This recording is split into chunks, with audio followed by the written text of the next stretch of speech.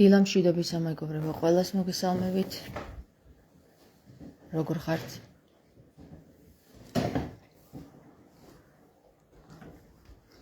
გუშინ წინ გესაუბრეთ და გითხარით, რომ ხვალ მივდიოდი მე ადამიანთან, რომელიც არის თითქმის ღმერთთან ერთი. და აი მინდა გაგანოთ, ვინ არის ეს ადამიანი და რა მოხდა ამ ადამიანთან შეხვედრის შემდეგ. გუშინ მე და ჩემი მეგობარი, რომელიც არის უკვე ძალიან დიდი ხანი მამა სერაპიონის სულიერი შვილი, 15 წელზე მეტია და რომელსაც ვთხოვე, რომ მივიყვანე მამა სერაპიონთან, რამე თუ ასეთი შეგრძნება მქონდა, რომ აუცილებლად უნდა მენახა მამა სერაპიონი. შევთანხმდით მე და ეს მეგობარი და მართლაც მოხერხდა, ძნელად, მაგრამ მაინც მოხერხდა ჩვენი მისვლა მამა სერაპიონთან. მოგეხსენებათ, მამა სერაპიონი არის უკვე ხანში შესული და ის უკვე აღარ საუბრობს და მისი ნახვა არის სრულიად ძნელი და საკვირველებავ რომ მივედით, მამა სერაპიონი იყო გარეთ. ჩვენ ვესაუბრეთ მამა სერაპიონს. ალბათ გეცოდინებათ თუ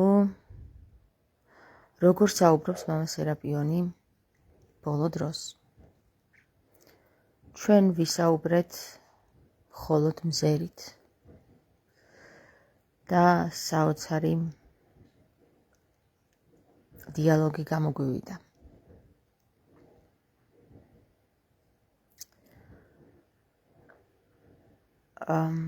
მე მინდა გითხრათ, რომ მე ადამიანი, რომელიც უსიტყვოდ ამატირებს, არ მგონია, რომ ვინმე არსებობდეს მამა სერაპიონის გარდა. და მინდა ისიც გითხრათ, რომ მე ვიპოვე ჩემი სულიერი მამა, რომელმაც თვითონ მიმიყვანა თავისთან.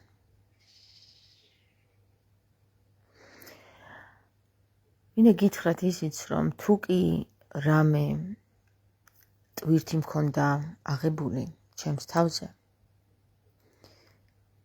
ერთი დიდი რუგზაკი, რომელიც უმძიმესი იყო, მომხსნა და თავისთან დაიტოვა.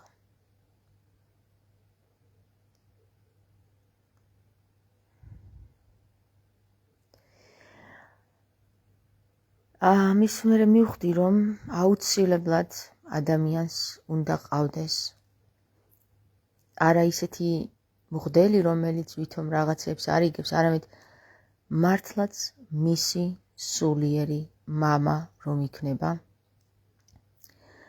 და დავალებების მაგივრად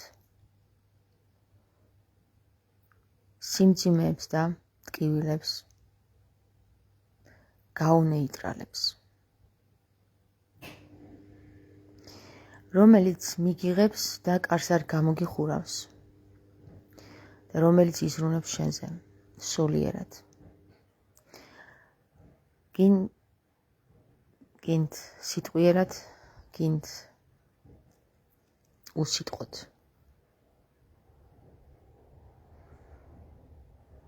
თუ გინდა იცოდეთ, რატომ განკვეთეს მამა სერაპიონი ეკლესიიდან,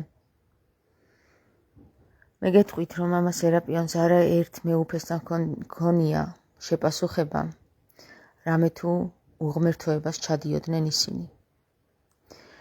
ხოდა ჩვენმა გველის წიწილებით გავსებულმა ეკლესიამ მამა სერაპიონი მოიმდურა და ეკლესიიდან დაითხოვა. აი, სწორედ ასეთ სულიერად გასხივოსნებულ და ღმერთში მყოფ ადამიანებს ეკლესიიდან, საპატრიარქოდან ავიწროვებენ და მინდა გითხრათ, რომ ეს არის დიდი სირცხვილი.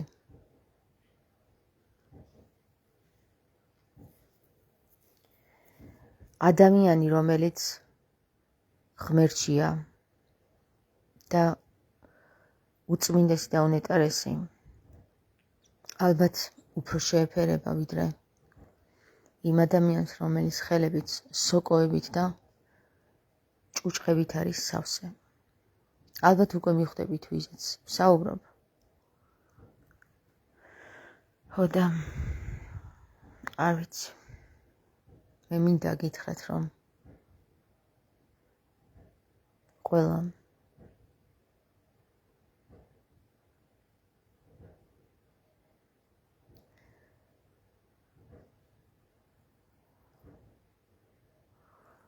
ყველამ უნდა დაინახოს ის, რაც რეალურად არის ჩვენს ქვეყანაში. თუ კი მართალ ადამიანებს ეკლესიიდან დაითხოვენ, თუ კი ღმერთიან ადამიანებს ეკლესიიდან დაითხოვენ, მაშინ ვიტყვი, რომ ყველა ის სიტყვა, რაც მე გამომითქვავს მათ წინააღმდეგ, ალალი იყოს მათზე. ამინ. ამენით იესო ქრისტე. გემშვიდობებით მეგობრებო და გისურვებთ ნათელ თვალს.